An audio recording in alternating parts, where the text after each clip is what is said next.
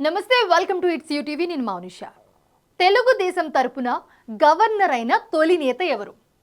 2 రోజుల కిందట రాష్ట్రపతి టీడీపీ సీనియర్ నేత అశోక్ గజపతి రాజును గోవా గవర్నర్గా నియమించారు.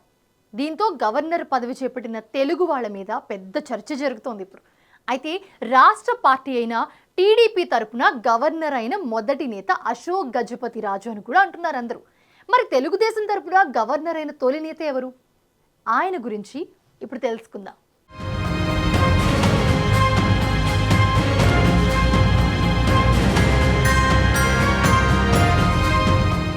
భీమ్రెడ్డి సత్యనారాయణ రెడ్డి ప్రముఖ స్వాతంత్ర సమర యోధుడు, నిజాం విమోచనోద్యమకారుడు. ఆయన బి సత్యనారాయణ రెడ్డి పూర్తి పేరు భీమ్రెడ్డి సత్యనారాయణ రెడ్డి.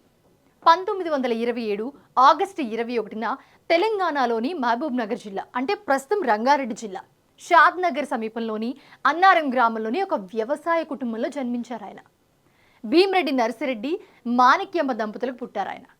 ఆయన ప్రాథమిక విద్యను మొగిలిగిద్దలో పూర్తి చేసి హైదరాబాద్లోని వివేకవర్ధిని ఉన్నత పాఠశాలలో ఉన్నత విద్యను అభ్యసించారు.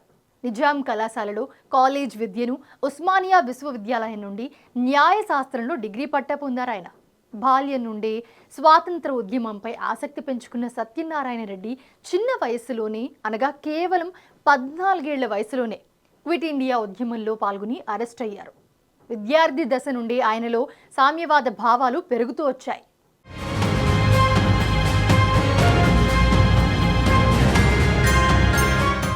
ఆచార్య నరేంద్రదేవ్, లోక్ నాయక్, జయప్రకాష్ నారాయణ్, రామ్ మనోహర్ లోహియాల స్ఫూర్తితో రాజకీయాల్లో ప్రవేశించిన సత్యనారాయణ రెడ్డి తొలుత సోషలిస్ట్ పార్టీలో క్రియాశీలకంగా పనిచేశారు.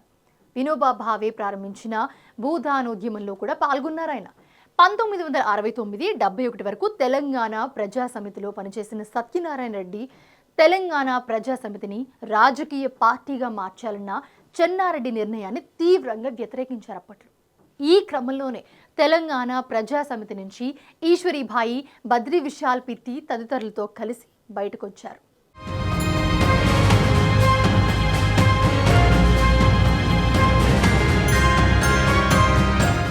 ఇందిరాగాంధీ దేశంలో ఎమర్జెన్సీ విధించడంతో దేశవ్యాప్తంగా అనేక మంది నాయకులను మీసా చట్టం, అంటే maintenance of internal security act, దీని కింద వీళ్ళందరినీ అరెస్ట్ చేశారు అప్పట్లో. వారిలో సత్యనారాయణ రెడ్డి కూడా ఉన్నారు. దాదాపు 18 నెలలు జైలు జీవితం గడిపిన ఆయన పయామ్ ఈ నవ్ అనే హిందీ పత్రిక నడిపి జైల్లోని సహచరులకు పంచిపెట్టేవారు. జైలు నుంచి విడుదలైన పిమ్మట జనతా పార్టీలో చేరారు ఆయన. 1978లో జనతా పార్టీ తరపున రాజ్యసభ సభ్యుడిగా ఎంపికయ్యారు. 1979, 1982 కాలంలో, ఈ మధ్య కాలంలో జనతా పార్టీ ఆంధ్రప్రదేశ్ రాష్ట్ర శాఖ ప్రధాన కార్యదర్శిగా ఉన్నారు ఆయన. అలాగే 1983లో తెలుగుదేశం పార్టీలో చేరి 1984లో రెండోసారి రాజ్యసభకు ఎన్నికయ్యారు. పార్లమెంటరీకి చెందిన కమిటీల్లో వివిధ హోదాల్లో పనిచేశారు ఆయన. అయితే 1990 నుంచి 93 ఈ మధ్య కాలంలో ఉత్తరప్రదేశ్ గవర్నర్గా, అలాగే 1993 నుంచి 95 వరకు ఒడిశా గవర్నర్గా కూడా పనిచేశారు.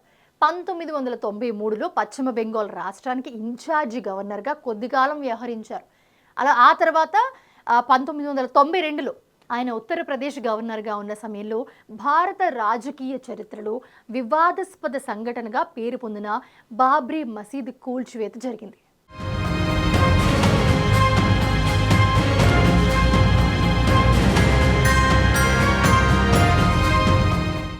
గవర్నర్గా సత్యనారాయణ రెడ్డి తన నిస్వార్థ సేవలను కొనసాగించారు.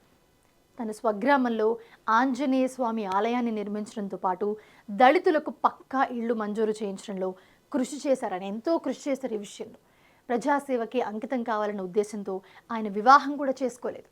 ఆర్య సమాజ్ ఆదర్శాలను అమల్లో పెట్టిన సత్యనారాయణ రెడ్డి తనకు సంక్రమించిన 25 ఎకరాల భూమిని అన్న కుమారుడైన రామచంద్రరెడ్డికి ఇచ్చి తన శేష జీవితాన్ని రామచంద్రరెడ్డి వద్దే గడిపారు. ఎమ్మెల్యేగా పనిచేసిన దామోదర్ రెడ్డి రామచందర్ రెడ్డి పెద్దమ్మ కుమారుడు కావడం విశేషం. బహుముఖ ప్రజ్ఞాశాలిగా, నిస్వార్థ ప్రజాసేవకుడిగా గుర్తింపు పొందిన సత్యనారాయణ రెడ్డి 2012 అక్టోబర్ 6న హైదరాబాద్లో ఊపిరితిత్తుల వ్యాధికి చికిత్స పొందుతూ 85 సంవత్సరాల వయసులో మరణించారు.